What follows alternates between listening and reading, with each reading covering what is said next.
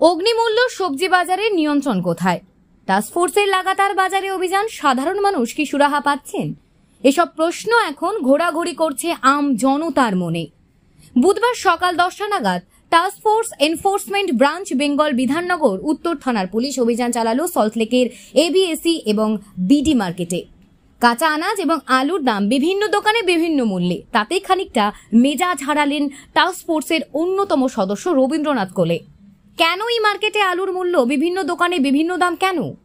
যেখানে সুফল বাংলায় যদি আলু বিক্রি হচ্ছে 28 টাকা কিলো দরে, সেখানে কয়েক হাত দূরে বাজারের ভেতরে আলু 30 থেকে 35 টাকা দরে বিক্রি হচ্ছে।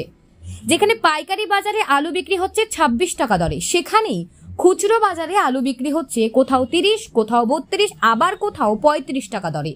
সল্টলেকের বিডি মার্কেটে সবজির পাশাপাশি মাছ এবং মাংসের বাজার ঘুরে দেখলেন টাস্কফোর্সের সদস্যরা। সেখানেও লাগাম ছাড়া দামে বিক্রি হচ্ছে পোল্ট্রির মুরগির মাংস, কেজি প্রতি 200 টাকা কিলো।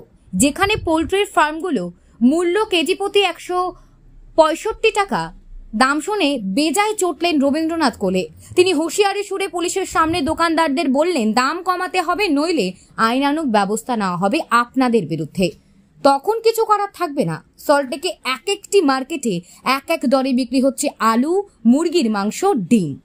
এটা চলতে দেওয়া হবে না বলে জানিয়ে দেওয়া হয়েছে টাস্ক ফোর্সের পক্ষ থেকে। ব্যুরো রিপোর্ট, IHRO বার্তা। জিনিসপত্রের দাম কি ফারাক রয়েছে সল্টলেকের বাজারে অন্যান্য? হ্যাঁ, নিশ্চয়ই। এই বাজারের মধ্যেই জ্যোতি আলু একজন বেচছে 35, একজন বেচছে 30। এগুলো তো চলতে পারে না। যত গোলমাল রিটেল সেক্টরে হচ্ছে, কোথাও গোলমাল নেই, কোনো গোলমাল নেই। 30 টাকায় যে আলুটা তার পাশের লোক 35 টাকা, এটা তো একটা সম্পূর্ণ বেআইনি কাজ, অসামাজিক কাজকর্ম চালাচ্ছে। আমরা সমিতিকে বলেছি যে আপনারা সবাই মিলে এগুলো দেখুন, এগুলো করবেন না। মুখ্যমন্ত্রী চায় না কারোর এগেনস্টে পিউনিটিভ অ্যাকশন নিতে, কিন্তু এরকম আচরণ করলে তখন বাধ্য হবে প্রশাসন ব্যবস্থা নিতে। আমরা বিধাননগর থানাকেও বলছি যে আপনারা একটু নজরদারি চালাবেন। কাল রাত্রে ওসির সঙ্গে আমার কথা হয়েছে, হ্যাঁ, বাসু সাহেবের সঙ্গে। ওখান থানা নজর রাখবে, এখানে কি হয় না হয় আমরা পরবর্তীকালে জানিয়ে দেবো। এটা উত্তর বিধাননগর থানা। সেটা হচ্ছে পাইকারি বাজারগুলিতে দাম কি সব জায়গায় একই রয়েছে? হ্যাঁ, 26 টাকা রেট আছে, মানে কোল্ড স্টোরেজ গেট থেকে দিচ্ছে 26 টাকা, তবে ওরা 100 বস্তা নিচে দিচ্ছে না।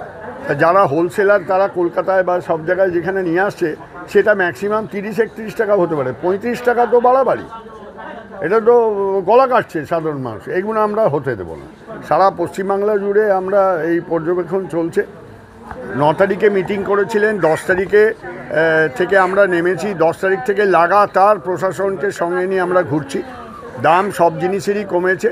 এবার আমাদের ঠেকেছে আলুতে। আলুটা উনি বারবার বলছেন সেকেন্ড লার্জেস্ট প্রডিউসিং স্টেট হচ্ছে পশ্চিমবঙ্গ আলুতে। সেই আলু এখানকার মানুষ এত দামে কেন কিনে খাবে, এইটাই হচ্ছে বক্তব্য। বাইরে যে আলুগুলো যাচ্ছে, উড়িষ্যা গভর্নমেন্টের মন্ত্রী বলছে আমরা পশ্চিমবাংলা থেকে আলু আমদানি বন্ধ করে দেবো, আমরা ইউপি থেকে নেব।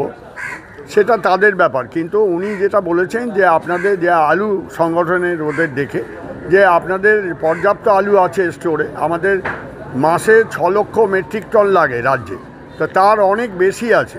তো সেইটা রাজ্যের বাজারের পরিস্থিতি স্থিতিশীল করে আপনারা পাঠান, কোনো অসুবিধা নেই। উনি বন্ধ করার কথা ওইভাবে বলেননি, বন্ধটা করেছে পরিস্থিতির জন্য। নিয়ন্ত্রণ হচ্ছে না, কে বলেছে? সবজি তো নিয়ন্ত্রণ হয়েই গেছে। পেঁয়াজ 40-এ 45-এই দাঁড়িয়ে আছে, আর আলু তো 30-31। কেউ শুনুন, সব জায়গায় অসৎ লোক থাকে, সমাজের সর্বস্তরে অসৎ মানুষ থাকে। কেউ এরকম আচরণ করছে, তার জন্য ব্যবস্থা আছে, ব্যবস্থা প্রশাসন আছে। দেশটা তো আইনে চলে, ব্যক্তির ইচ্ছায় চলে না। একটা বিষয় সেটা হচ্ছে বাজারের সমস্তটা নিয়ন্ত্রণে রাখার কথা তো টাস্কফোর্সের পক্ষ থেকে বলা হলো, কিন্তু কোথাও কি একটু কম বেশি দাম রয়েছে? হ্যাঁ, কম বেশি তো রয়েছে। দেখুন, 1450 টাকা আলুটা কিনছে, 50 কিলো বস্তা, এর প্রায় 30 টাকা কেনাই পড়েছে। আরও বেশি ধরে 1 টাকা বেশি পড়ছে, কিন্তু 31 টাকা কেনা পড়ছে আলুটা। 30 টাকা বেচলে ওর পকেট থেকে দিতে হবে। স্যার বলেছেন ঠিকই, 100 বস্তা যদি আনতে পারে ওরা, তাহলে ঠিক আছে। ওর ডেলি বিক্রি হয় 1 বস্তা আলু, তো 100 বস্তা আলু নিয়ে করবে কি? তো যদি 1450 টাকায় 1 বস্তা আলু কিনে 50 কিলো ভাড়া দিয়ে আপনার 31 টাকা কেনাই পড়ে যায়। বেচতে কোনো দিনও পারে না 30 টাকা, যে 35টা দাম বেচছে। যদি 100 বস্তা দিয়ে দেওয়া সম্ভব না আছে। এটাই হলো মেন সমস্যা। সেক্ষেত্রে রিটেলার যারা বিক্রি করছেন তারা তো প্রচুর জিনিস নিচ্ছেন, সেক্ষেত্রে তাদের কি অসুবিধার মধ্যে পড়তে না, প্রচুর জিনিস নিচ্ছে না, এক বস্তা এই যে আমাদের যা বাজারে এবিসি মার্কেট এমনি ছোটো বাজার, এক বস্তা কোনো দোকানদার এক বস্তার বেশি আলু ডেলি বিক্রি করতে পারে না। তো এক বস্তা আলুর জন্য ধরুন 10টাই দোকান আছে, 10 বস্তা আলুর জন্য তো একটা ডাইরেক্ট গাড়ি আনা, মনে করুন সবাই মিলে একটা গাড়ি করলো, তাও তো পারবে না, ডেলি 100 বস্তা আনতে হবে অন্তত। 10 বস্তা আলু এনে ওই সেই একই রেট 1400-1500 টাকা বস্তা পড়ে, ধরুন 30-31 টাকা কেনাই পড়ে, তো 30 টাকা কোনো আলু বেচতে পারবে। আমার দীপক সাহা।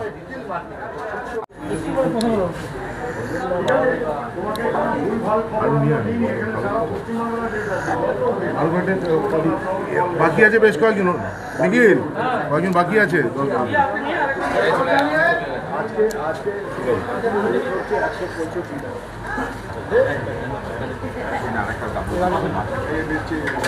এটা হোলসেল রেট নিয়ে আমরা মগজ মারি করি।